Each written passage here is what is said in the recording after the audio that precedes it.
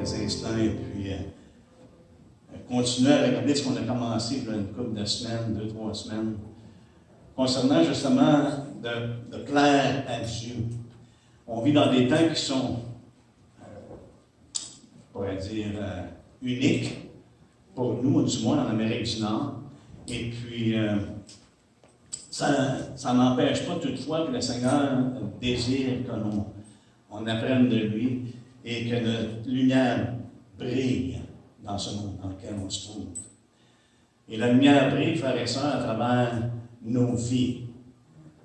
Est-ce que nous sommes de bons représentants de notre Seigneur? Et plus on avance, je crois, plus il est nécessaire qu'on soit de bons représentants et qu'on démontre que nous marchions avec le Seigneur. Et c'est ce que Paul a fait avec les Thessaloniciens, n'est-ce pas?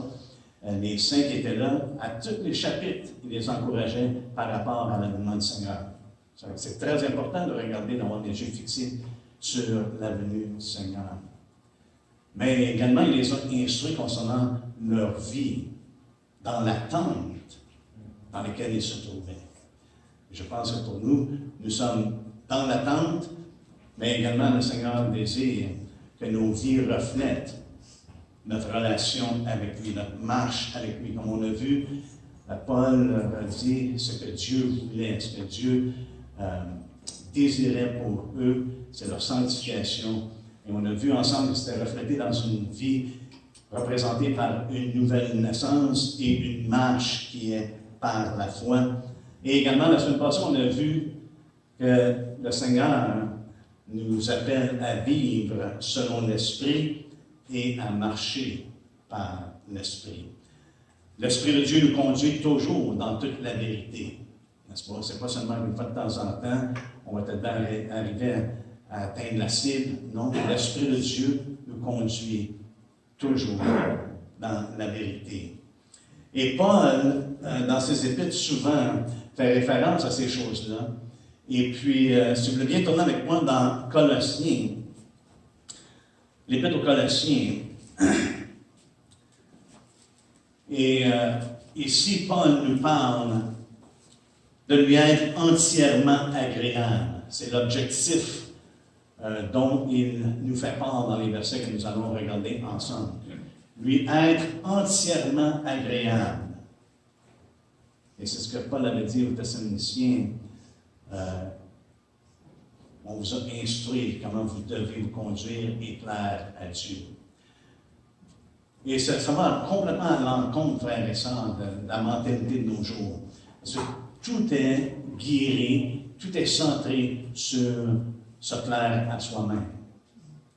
Mais si Paul nous instruit, en tant que disciple de Christ, de lui être entièrement agréable, de plaire à Dieu.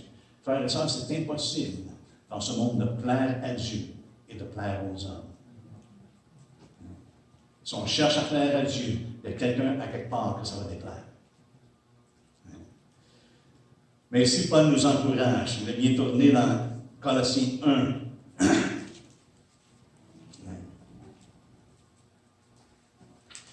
Je pense qu'on va lire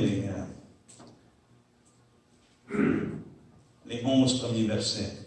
Ça nous dit, Paul, l'apôtre de Jésus-Christ, par la volonté de Dieu, et le frère Timothée, aux saints et fidèles frères en Christ qui sont à Colosse.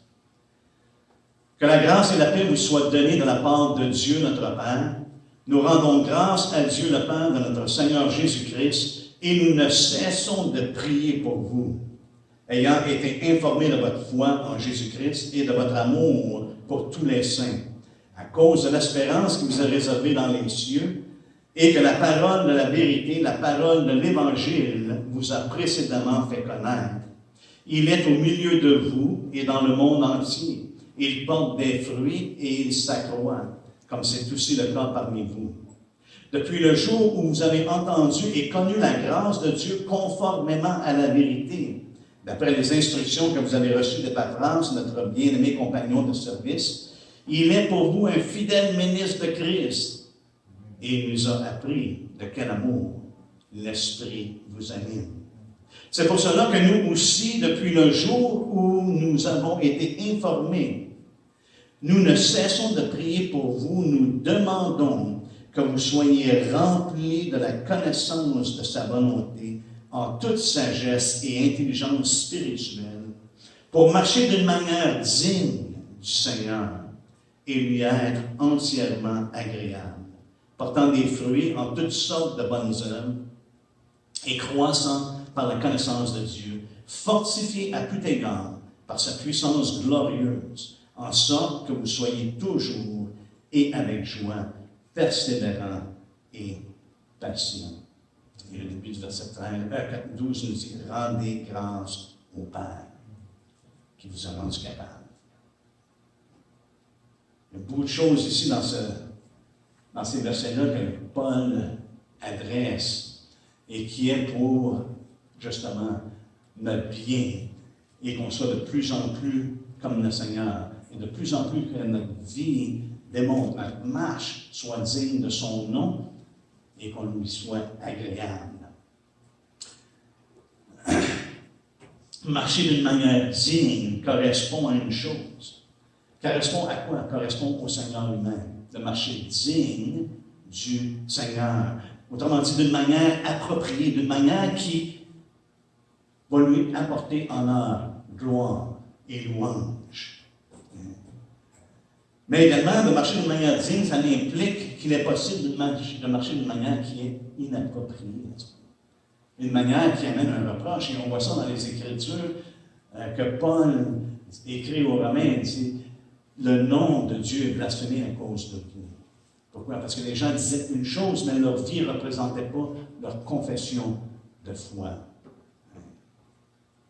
Donc ici, Paul, aux Colossiens, réaffirme ce qu'il avait écrit aux Thessaloniciens.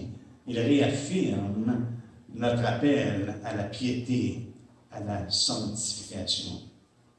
J'aimerais ramener votre attention sur les mots au verset 9 qui se dit « C'est pour cela. C'est pour cela. C'est pourquoi. C'est la raison pour laquelle nous ne cessons de prier. » Quelle est la cause dont Paul est poussé à prier pour les Colossiens? Première chose, c'est qu'il a été informé de leur foi et de leur amour. Ça, c'est la raison. Verset 4 il nous dit. Il nous dit ici, au verset 3, « Nous rendons grâce à Dieu le Père de notre Seigneur Jésus-Christ, et nous ne cessons de prier pour vous, ayant été informés de votre foi en Jésus-Christ et de votre amour pour tous les saints. » Autrement dit, ils ne cessent de prier parce qu'ils voient la véracité de leur conversion. Foi et amour. Pas seulement la foi, mais il y a une transformation. La foi qui agit par l'amour. Il y a quelque chose qui s'est passé en dedans d'eux, dans leur vie, que Paul reconnaît. Il a été informé à quel point la parole de Dieu avait été reçue à Colosse. À ce moment-là, Paul était en prison. Il n'avait pas eu nécessairement l'implication lui-même. Mais à la nouvelle que les Colossiens s'étaient vraiment convertis, au même titre que les Thessaloniciens s'étaient convertis, Paul se réjouit, mais il fait une chose de plus. Lorsqu'on entend des bonnes nouvelles, frères et sœurs, qu'est-ce qu'on fait? Est-ce qu'on est porté comme Paul à ne pas cesser de prier et d'élever les personnes devant le trône de Dieu? Parce que c'est une chose de croire, frères et sœurs, on a besoin d'être fortifié pour la durée du temps.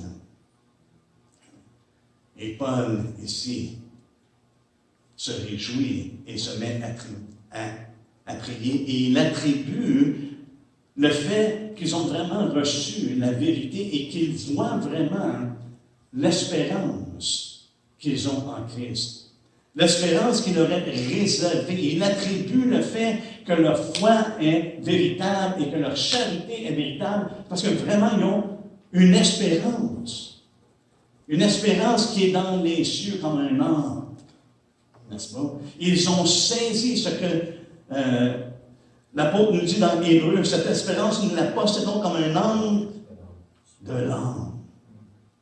Et non seulement ça, mais il nous dit, c'est un puissant encouragement. Même c'était notre seul refuge de saisir l'espérance. Et l'espérance dans les Écritures, frères et sœurs, nous fait référence à cette attente. Cette attente dans la joie Est-ce qu'on attend désespérément? Est-ce qu'on attend avec un air qui est « Ah, ça va-tu finir? On peut s'en aller? » Non, mais c'est une attente joyeuse et confiante dans le salut éternel. Ce que Dieu a réservé pour nous, frères et sœurs, c'est pour l'éternité. Mais on l'attend avec joie.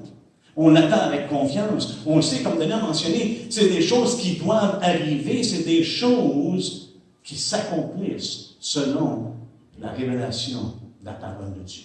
On n'est pas surpris par ces choses-là. On peut être surpris parfois par ce qui nous arrive à travers ces choses-là.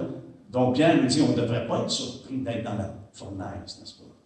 Et même, je crois, plus le temps avance, plus la fournaise va être montée, comme ça a été le cas avec les 3 enfants hébreux.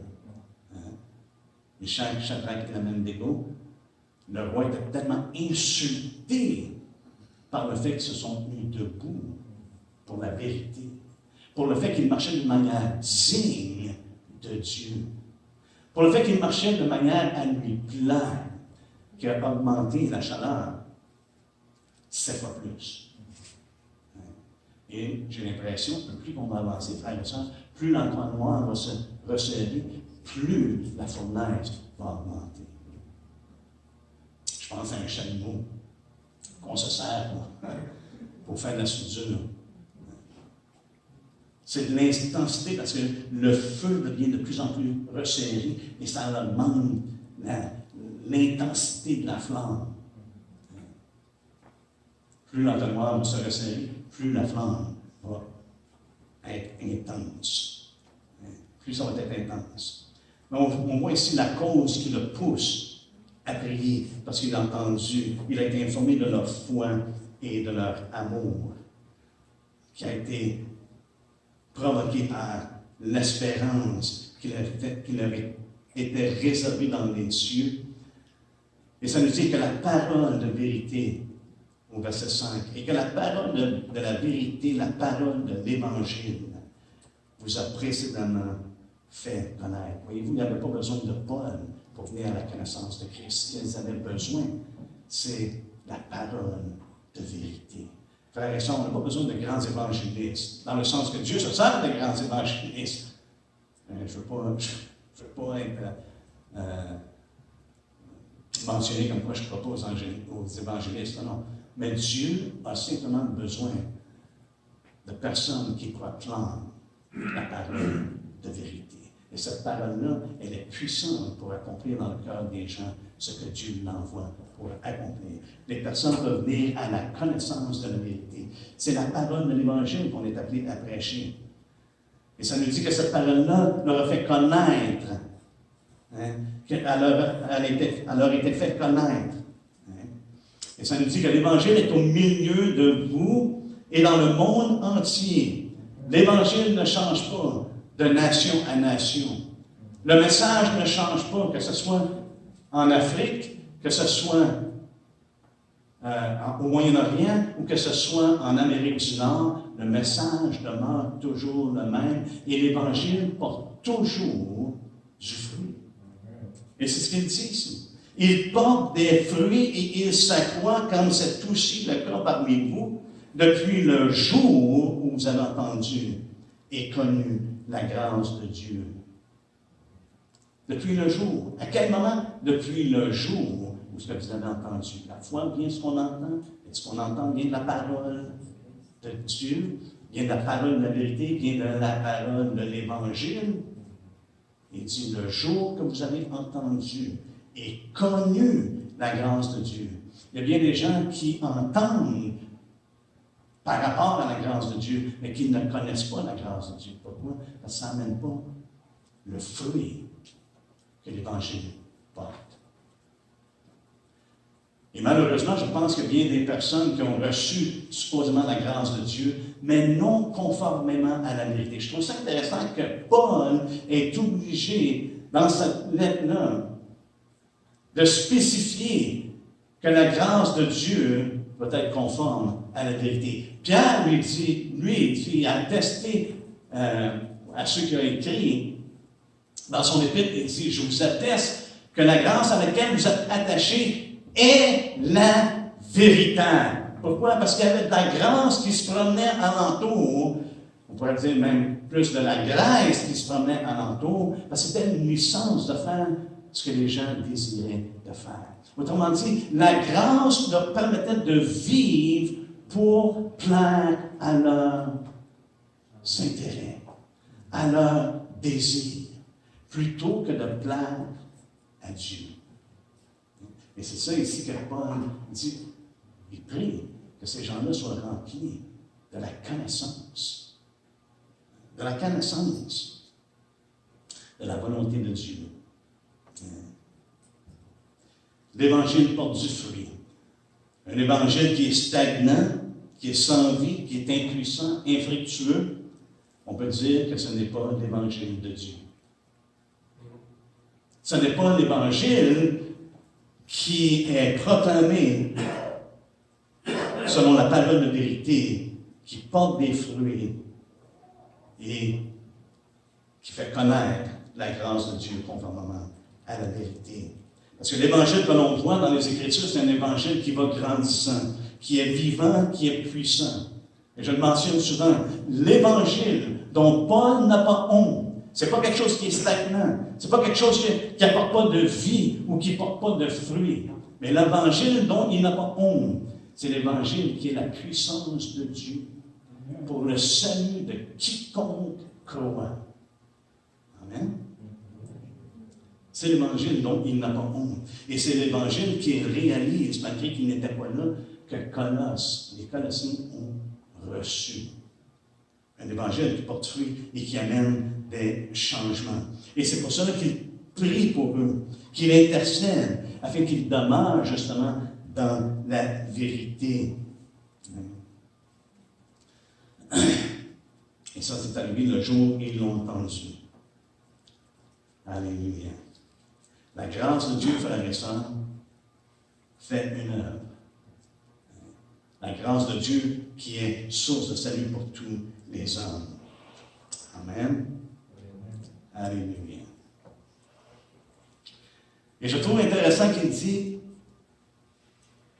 vous avez connu la grâce de Dieu conformément à la vérité. La semaine passée, si vous vous souvenez, on a regardé ça, conformément à la vérité. On a parlé que c'est l'esprit de vérité, n'est-ce pas? C'est ce que Jésus dit dans Jean 16, qu'elle a envoyé l'esprit de vérité. Et cet esprit-là allait quoi? Qu'est-ce qu'elle allait faire? L'esprit allait nous conduire dans toute la vérité.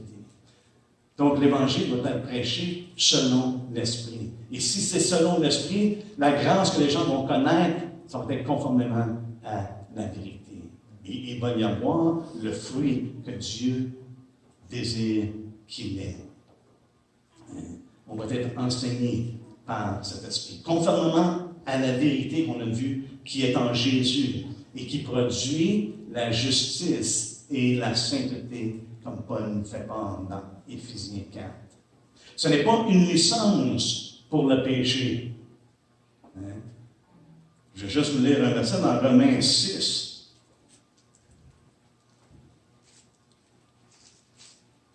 Dans Romains 6, 1, ça nous dit, que dirons-nous donc? Demeurerions-nous dans le péché afin que la grâce abonde? Voyez-vous, si une personne a cette mentalité-là, ce n'est pas la grâce conformément à la vérité. Parce qu'il dit loin de là. Loin de là. Nullement. À Dieu ne plaise, dépendant des traductions que nous avons. Mais il y en a qui transposent la grâce de Dieu. Jules fait part de ça. Il transpose, il change la grâce de Dieu. Il présente quelque chose d'autre que la grâce de Dieu. Ils mettent en place, ou ils mettent à la place de la grâce quelque chose d'autre, comme le dérèglement dans Jude 4, et qui éventuellement renie le Maître lui-même. C'est pour ça que c'est important, frères et sœurs, qu'on prie les uns pour les autres, mais c'est important également qu'on vérifie. Vous avez la responsabilité, et je le répète souvent, de vérifier ce que je dis. pas juste m'en garder, pas juste entendre, mais de vérifier la vérité. De vérifier vraiment si la parole qui est prêchée, c'est vraiment conformément à la vérité. Et ça, c'est votre responsabilité. Moi, ma responsabilité, c'est de vous emmener, selon l'aide de l'Esprit, la vérité, telle que la parole de Dieu nous le dit. L'Esprit de Dieu, ou Dieu, ne s'attend pas que je sois éloquent. Mais par contre, que je dise ce qui est vrai. Et c'est pour ça que je vais être redevable devant Dieu. Comme chacun de nous va l'être devant Dieu, comment est-ce que nous avons reçu la parole de vérité? Comment est-ce que nous avons reçu l'Évangile? Et Paul ici fait une remarque que je crois qui est très intéressante. Il dit, Epaphras nous a dit, nous a appris de quel amour l'Esprit nous anime. Lorsqu'il y a foi, lorsqu'il y a vraiment la foi en Christ et l'amour pour tous les saints, ça démontre que l'Esprit est à l'œuvre. On ne peut pas être indifférent des choses de Dieu et dire que l'Esprit est en nous. L'Esprit nous remplit, il répand dans nos cœurs l'amour de Dieu, et cet amour-là se propage et se répand envers les autres. La grande différence, c'est que l'amour de Dieu n'est pas selon l'amour de ce monde. L'amour de Dieu n'est pas comme l'amour de ce monde. Dans ce monde, c'est correct de dire à une personne qui vit en fornication ou en adultère, de dire c'est correct, je t'aime. Je t'aime comme t'es. Ça, c'est la mentalité du monde. Ou c'est correct de mentir pour ce qu'on appelle une bonne cause. Et pour ça, ils disent que c'est de l'amour envers la personne. Mais la parole de Dieu rejette ce concept de l'amour. On doit aimer étant animé de l'Esprit, selon ce que Dieu, la manière que Dieu nous aime, n'est-ce pas? Et Paul dit, c'est pour cela que nous ne cessons, non seulement de prier, mais dans sa prière, frères et sœurs. Ce n'est pas à propos qu'on ait les plus belles bébelles, ou que Dieu bénisse nos plans. C'est comme si Paul n'est pas intéressé à nos plans. Et je ne crois pas que Dieu est intéressé à nos plans. Dieu est intéressé à son plan. Et son plan, c'est de nous amener à bon port, dans sa présence. C'est un salut éternel qu'il a pourvu pour nous. Et c'est ça son plan. Et c'est pour ça que Paul dit, je ne fais aucun cas de ma vie, pourvu que j'accomplisse le ministère que Dieu m'a donné, pourvu que j'accomplisse sa volonté. C'est tout ce qui compte. Et frères et sœurs, on est dans un temps, je crois, que nous devons mettre nos yeux sur ce qui est important. Et ça, c'est la volonté de Dieu. Et ça se peut que la volonté de Dieu implique des choses qui ne soient pas plaisantes. Pas plaisantes pour la chair, pas plaisantes pour nous en tant qu'individus. Et je crois que c'est Pierre qui fait mention de ça dans la première Pierre. Je vais juste vous lire ce qu'il dit. Il dit que le jugement va commencer, n'est-ce pas, par la maison de Dieu. Au verset 18, il dit, « Et si le juste se sauve avec peine, que deviendront l'impie et le pécheur, ainsi que ceux qui souffrent selon la volonté de Dieu. » Est-ce que je suis concerné de faire la volonté de Dieu, mais ça se peut que ça implique que je souffre selon la volonté de Dieu. Je ne dois pas souffrir comme un voleur, je ne dois pas souffrir comme un débauché, je ne dois pas souffrir pour m'ingérer dans les affaires des autres, mais si je souffre selon la volonté de Dieu, parce que je fais exactement comme Daniel a fait, ou comme les 3 enfants hébreux qui ont fait, qui se sont tenus fermes dans le but de plaire à Dieu et non pas aux hommes. Il se peut que je souffre. Ainsi que ceux qui souffrent selon la volonté de Dieu remettent leur âme au fidèle Créateur en faisant ce qui est bien.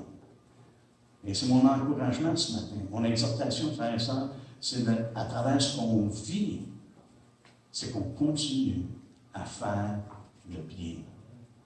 Parce que ça peut être tentant de faire le mal.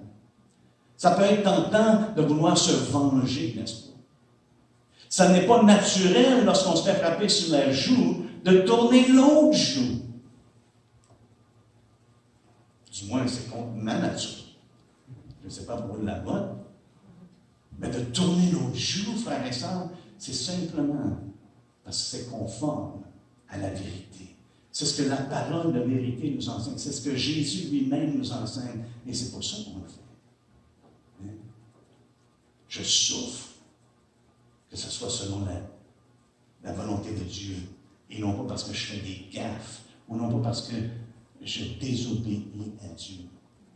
Mais je porterai juste la peine de mes actions.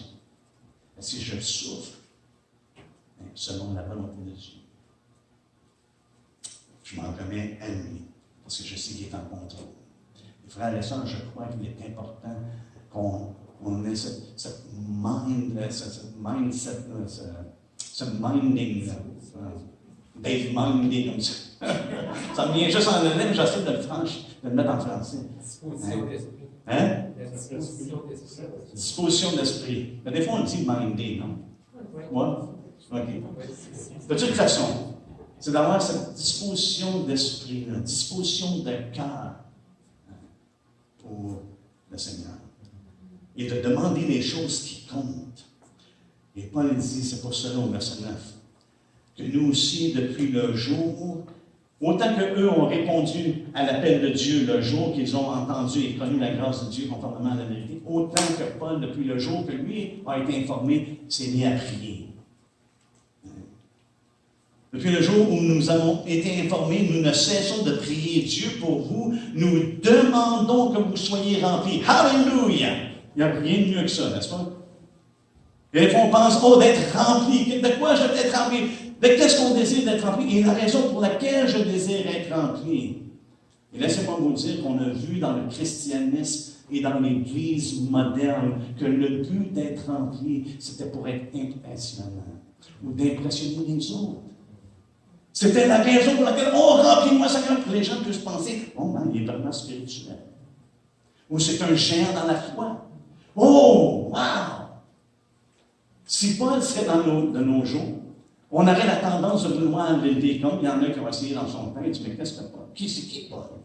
Paul se voyait comme le dernier, malgré que Jésus l'a établi comme étant le premier. Les apôtres étaient les premiers, mais il se voyait comme le dernier. Parce que tout ce qu'il avait acquis dans le passé, il le considérait comme de la boue. Et maintenant, tout ce qui comptait, c'est de connaître Christ. C'est de le connaître lui. Et on le voit, ce qui sort de son cœur, ce que l'Esprit lui a donné, c'est de communiquer de cette façon-là. Non pas d'être rempli pour impressionner les autres. Parce que la connaissance, frères et sœurs, enfle d'orgueil. On ne peut pas juste être rempli de connaissance. Ou être rempli pour que j'aie un passe-droit avec Dieu. Que je sois en mesure de prier de telle manière que je suis capable de manipuler Dieu pour mes propres intérêts.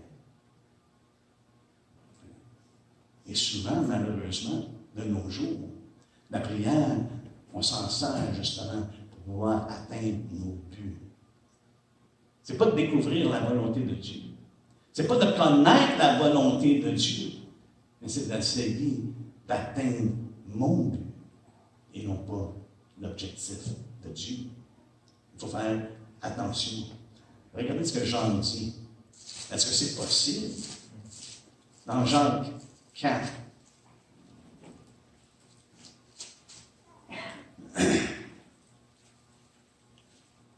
au verset 2, ça nous dit, vous commettez et vous ne possédez pas, vous êtes meurtriers et envieux et vous ne pouvez pas obtenir, vous avez des querelles et des luttes et vous ne possédez pas, parce que vous ne demandez pas, vous demandez et vous ne recevez pas, parce que vous demandez mal pour le but de satisfaire vos passions.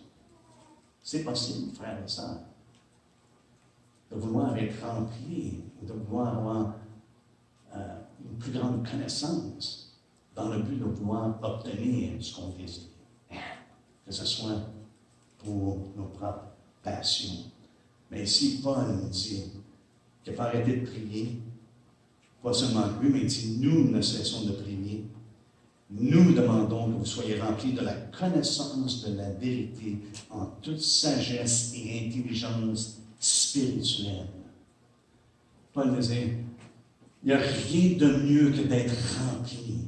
On doit être rempli de la connaissance de la vérité, en toute sagesse. Et c'est pratiquement ce que Paul disait aux Thessaloniciens, n'est-ce pas? D'aller de progrès en progrès. Ce que Dieu veut, voici ce que Dieu veut, c'est votre sanctification. Allez marcher de progrès en progrès. Avancez, croissez dans la connaissance de Dieu. Et priez qu'il soit rempli de la connaissance de sa volonté en toute sagesse et intelligence spirituelle pour marcher d'une manière digne du Seigneur et lui être entièrement agréable. Alléluia. Frères et sœurs, je vous donne la permission de prier pour moi.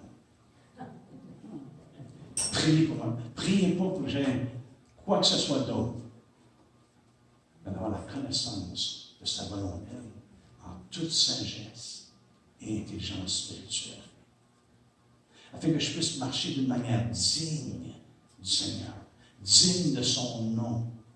Et c'est ce que Paul dit.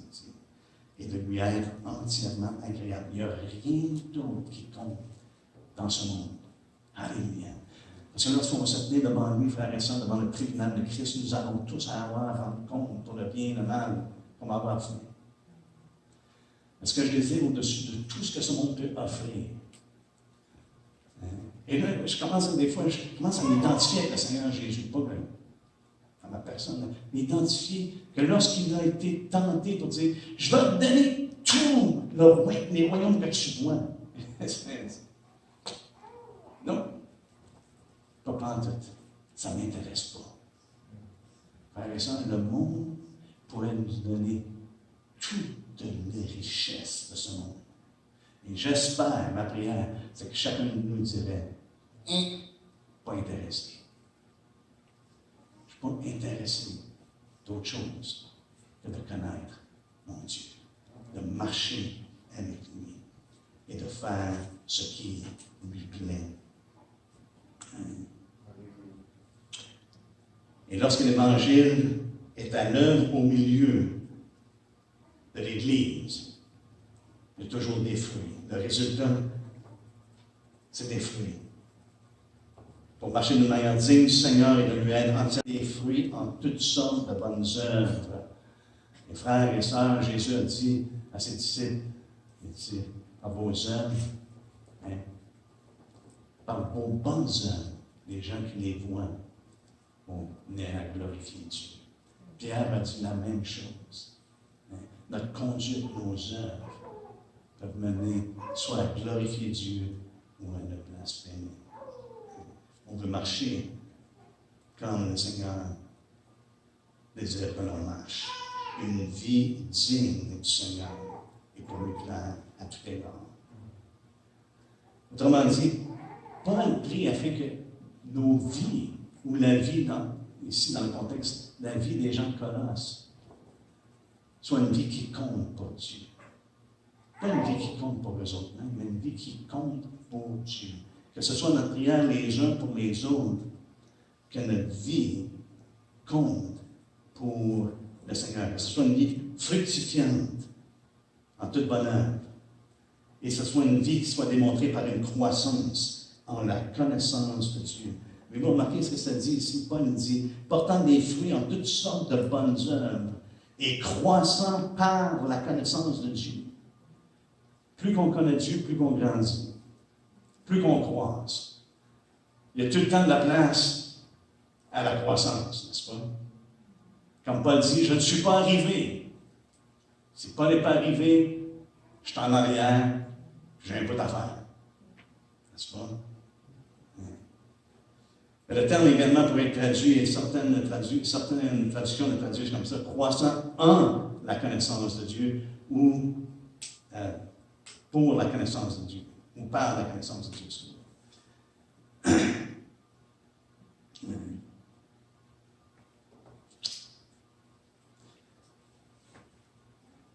Un commentaire que j'ai bien aimé qui disait, par rapport à ce verset-là, ça disait que la véritable connaissance de la volonté de Dieu est inséparable d'une vie qui s'y conforme. Hein? Je pense que c'est pas mal mieux ce que je pourrais dire. La véritable connaissance de la volonté de Dieu est inséparable d'une vie qui s'y conforme. On retrouve dans 1 Jean 2,6, celui qui dit qu'il demeure en lui doit vivre comme Jésus-Christ lui-même a vécu. Même il dit plus tard aux Colossiens, il dit, ainsi donc, comme vous avez reçu le Seigneur Jésus-Christ, marchez en lui.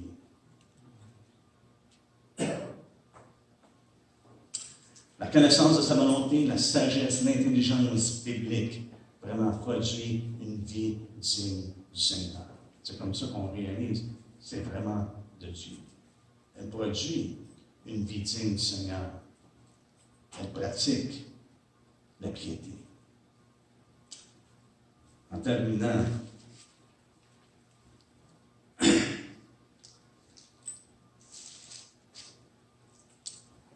regardons ce que Paul nous dit concernant la grâce de Dieu. Dans Tite 2, au 11e verset, ça nous dit « Car la grâce de Dieu, source de salut pour tous les hommes, a été manifestée. Elle nous enseigne à renoncer à l'impiété, aux convoitises mondaines. »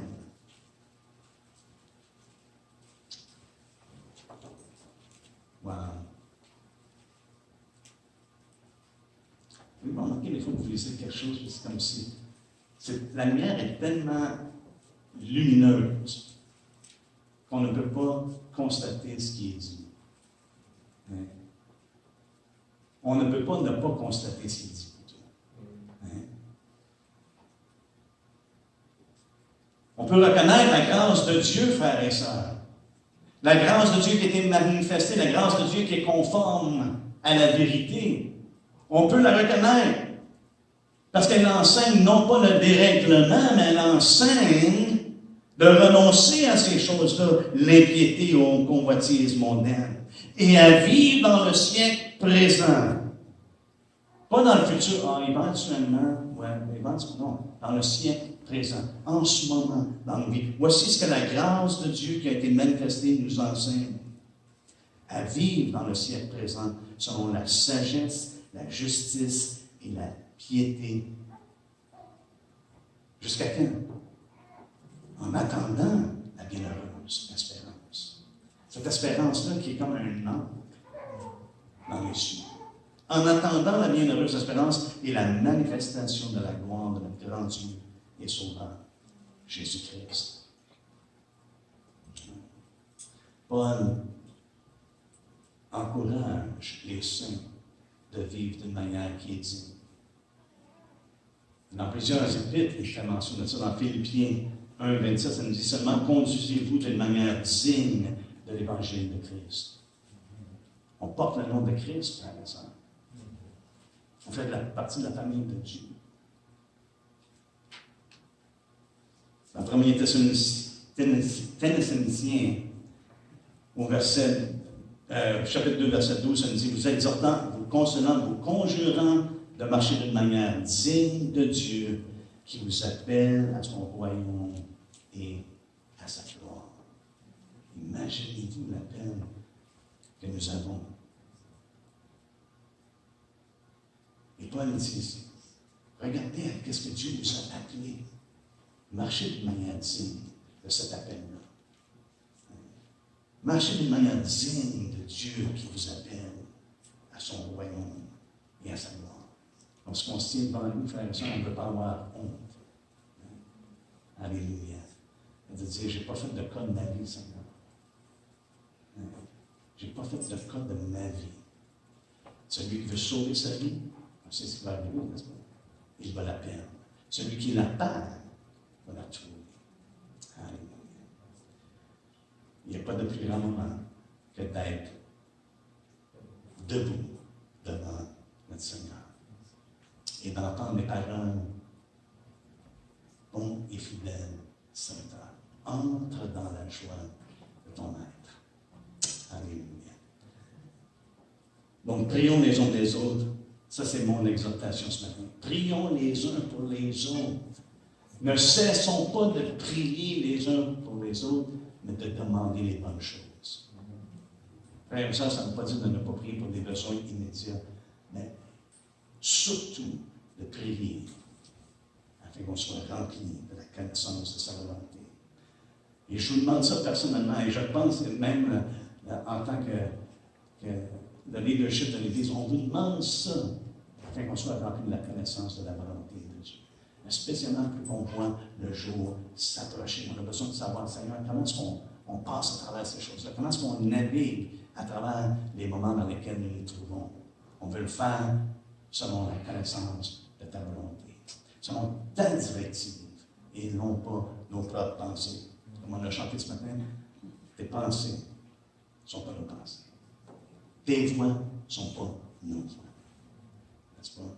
On a besoin d'avoir de la sagesse et de l'intelligence spirituelle. Alléluia. Sois tous dans cette